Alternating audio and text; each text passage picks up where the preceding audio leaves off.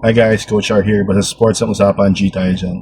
Today mag-golf simulator tayo kasi may major tournament tayo sa Salian in a couple of weeks and we need to practice. No? So wala tayong time mag full course ngayon kasi may lakad tayo mamaya. So I'll bring you along with me dito sa bagong golf simulator dito sa Las Piñas. No? Dito rin ako nagpi-pickleball. So maraming sports ang pwedeng gawin dito. Pickleball, golf, may basketball din sila. So ikutan natin para next time you need yung mga sports facilities na malapit lang sa Alabang, pwede kayo pumunta dyan. From yung corner ng BF, itong traffic light na to, go straight lang. SM Hypermart, papasok ko na dito. Yung Tile Center, papasok ko na dito. This used to be an industrial estate, pero I think converted na siya. Itong nasa right, it's SM Hypermart. And may mga BPOs dito. So, yung pupuntahan natin is towards the end. It's called Quantum Sports. But wala silang parking facility ngayon. So, you have to park dito sa multi-level parking ng SM. Yan, pasok tayo dito. So, nakapark na tayo dito. We're going now to Quantum. Have to walk lang here. So may mga under construction pa na areas. Sa likod ko is the multi-level parking.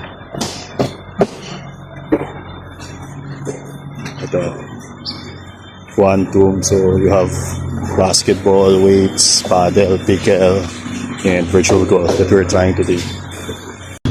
Yan, we're here now. Q1. So sa likod nito is BF, entrance ng BF. Yeah. So this is the entrance of Quantum.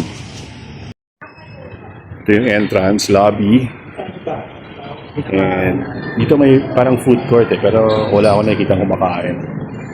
So this is the basketball court. Pero ginawang volleyball ngayon, may tryouts yata dito. Silipin lang natin.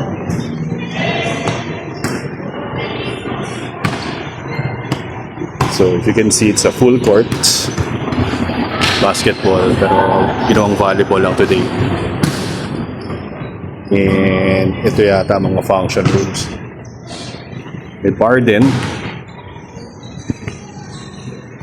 So we're going now to pickleball. Kung kami naglalaro talaga. By the way, there's also a locker room. So medyo ginagawa pa siya. But you have the pickleball and padel. Padel ha guys, hindi paddle. Padel kasi it's Spanish daw. So Q2 is pickleball. Ito laging puno. So I think they have 6 courts. Di ko 6 ba? 6 courts? 4 courts ng pickleball. Galaro. Yung ventilation lang dito medyo mainit. And then 2 courts ng padel. This is padel. Punta na tayo sa virtual golf. It's in the second floor of Quantum. Ito may golf shop. Na-check ko na rin yan. Golf depot yan. So mga Ping, Mizuno, you can buy there. Ito yung golf, pero pakita ko lang yung pro shop. Sarado pa, maaga pa kasi. It's the one you have in South Supermarket also. So ito, you have mga car racing yata. Ito yung bay nila. Anong bay ba kami? Ito. Bay 3. So, 4 na simulator ito. Nali sa dulo, sir, golf. Yun po yung 1.5 per hour. Okay. So dito tayo, 4 na simulator ito. Yung rates nito, 1-2 per hour. Pero may sinasabi sila yung automatic ball. Ano ba tawag doon? Placer. And what it's called.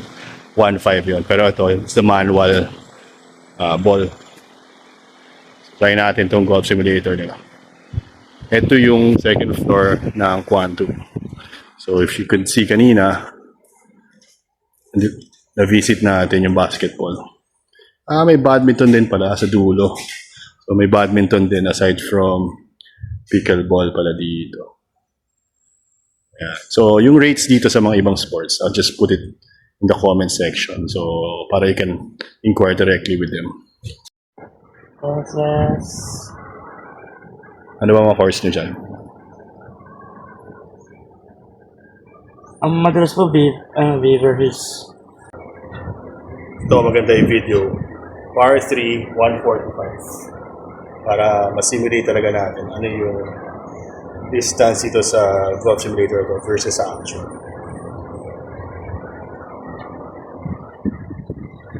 Pag 145, in between 9 and 8 ako doon. So I'll use an 8 para lang overclock ka.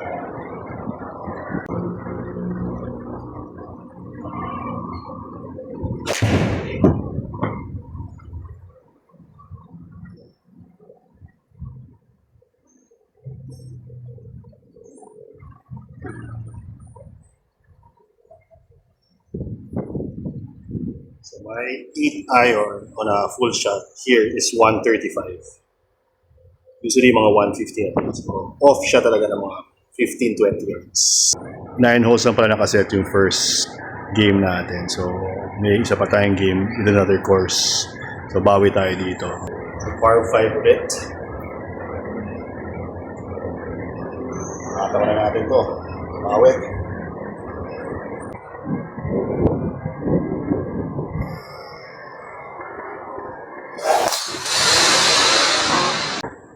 Better. 30 na. So, nakuha ko na yung pala dito.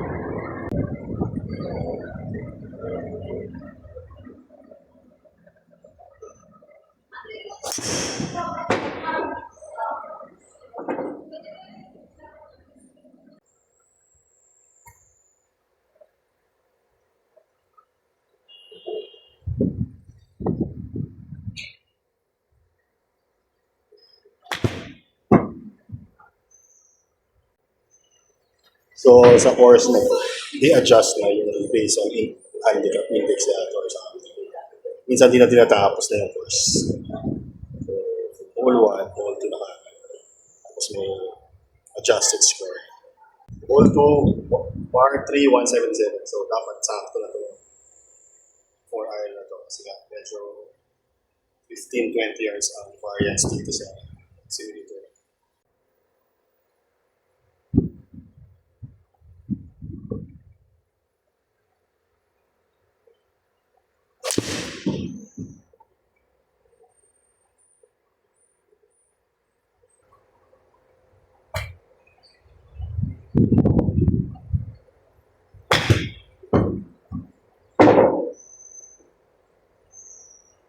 So, kung nakikita nyo, nag-a-adjust na yung score. Siguro parang mas mabilis rin yung play.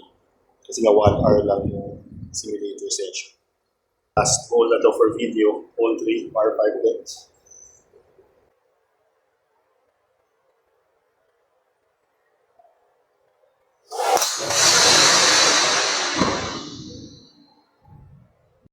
So, tapos na tayo sa round natin. Ito yung mga results sa screen.